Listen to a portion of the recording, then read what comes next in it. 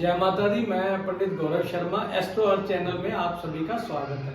आज हम जानते हैं कि हमारी गोचर की बहुत ही अद्भुत संयोग जो कि 20 फरवरी को बुध का गोचर सूर्य व शनि के साथ कुंभ राशि में होने जा रहा है। यह बहुत ही शुभ संयोग इसलिए भी माना जाएगा क्योंकि सूर्य व शनि की युति को कहीं ना कहीं हम अगर देखें तो अच्छा नहीं हमारे ज्योतिष शास्त्र में मानते। वह पिता पुत्र की युति होने से कहीं ना कहीं हमारे कार्य क्षेत्र में जो भी व्यवधान आते हैं वह इस युति के कारण बनते हैं और बुध का गोचर बहुत ही शुभ कारण इसके लिए बनेगा। और सर्वप्रथम हम जानते हैं कि हमारे ज्योतिष शास्त्र में बुध को इतना महत्वपूर्ण क्यों माना जाता है, क्योंकि बुध को जैसे कि हम वाणी, विद्या, बुद्धि का कारक हमारे सीए के लिए जो कि चार्टर्ड अकाउंटेंट या ऑडिट के लिए हमने कहीं ना कहीं विचार करना हो तो बुध का हम विचार करते हैं। और विद्या, किसी भी प्रकार का विद्या अध्ययन में हमने देखना हो तो बुध की स्थिति देखते हैं।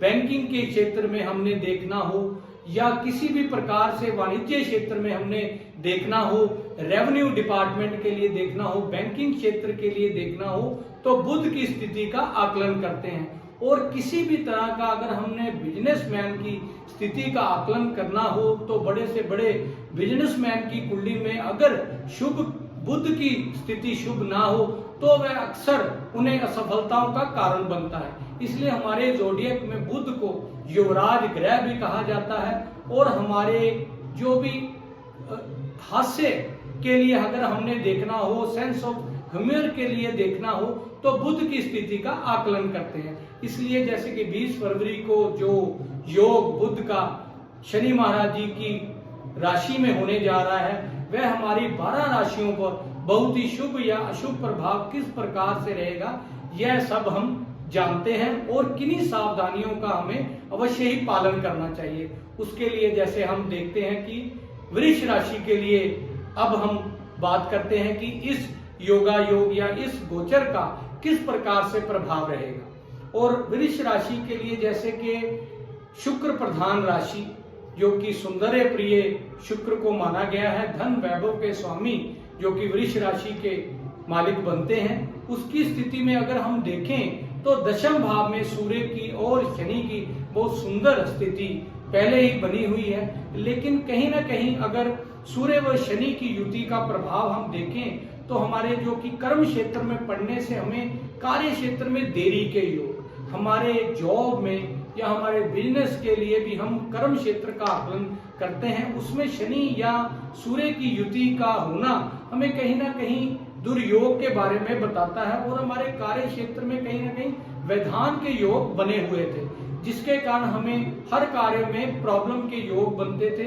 और निश्चित ही सफलताओं में देरी के योग बनते हैं। क्योंकि शनि को जब भी दशम भाव में प्रभाव देखें तो हमें किसी भी कार्य में अगर हम देखें तो देरी होना स्वभाव ही शनि का माना गया है। क्योंकि शनि को डिले का कारण जैसे शनि का इसीलिए प्रभाव होता है कि हमें देरी से चीजों को देने में सक्षम होते हैं। और उसमें जैसे कि 20 फरवरी को बुध का गोचर जो कि हमारे पंचम भाव के स्वामी भी हैं और धन भाव के स्वामी भी वृष राशि वालों के लिए बुध देव को माना गया है, उसका संयोग सूर्य व बुध का दशम भाव में आने से निश्चित ही हमें अच्छी सफलता हमारे कार्य क्षेत्र में जो भी प्रमोशन के योग या हमारे कार्य क्षेत्र में जो भी तब्दीली के योग भी शनि महाराज जी व सूर्य की युति से बने हुए थे वह हमें अच्छी सफलता के रूप में प्राप्त हो गए। निश्चित हमें अच्छी जॉब में अगर हमने चेंज के भी कारण बने तो निश्चित हमें अच्छी सफलता प्राप्त होगी।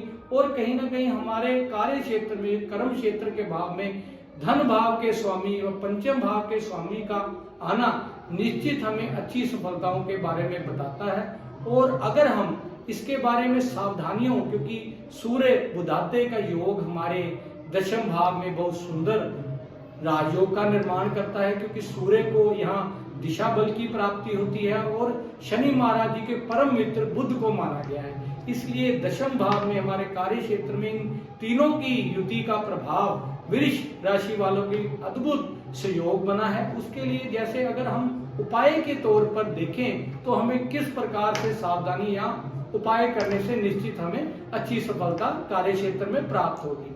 उसके लिए हमें शनि महाराज जी का उपाय, कहीं ना कहीं 10 ब्लाइंड्स को हमें खाना घर से बनाकर अवश्य ही खिलाना चाहिए, और उसमें मीठा किसी न किसी रूप में मूंग दाल का हलवा अगर हम साथ में दें तो निश्चित ही हमें हर कार्य हर क्षेत्र में सफलता की प्राप्ति होगी। जय माता।